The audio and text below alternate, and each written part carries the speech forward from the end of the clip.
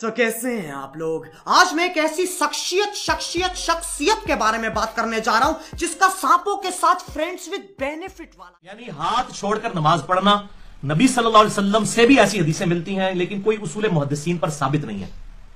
एक हदीस है, सुन तबरा नमाज भी आज छोड़ के पढ़ता हूं।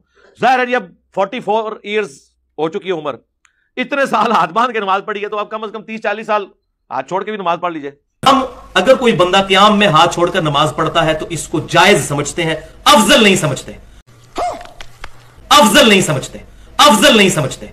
अगर जान के मान पाऊं तो अर्ज करूं कि हाथ छोड़ने वाला तरीका हाथ बांधने से ज्यादा बेहतर है, कि हाथ छोड़ने वाला तरीका हाथ बांधने से ज्यादा बेहतर है। तो मैं तो दोनों तरीके से नमाज पढ़ता हूं, बल्कि अब कुछ अरसे से तो मैं तकरीबन हाथ छोड़ के नमाज पढ़ रहा हूं ज्यादा। तो आप कम से कम 30-40 साल हाथ छोड़ के भी नमाज पढ़ लीजिए। बड़ा हरामी हो बेटा। 40 साल तो हाथ छोड़ के भी पढ़नी चाहिए। तो आप कम से कम 30-40 साल हाथ छोड़ के भी नमाज पढ़ लीजिए। तुम पागल है क्या?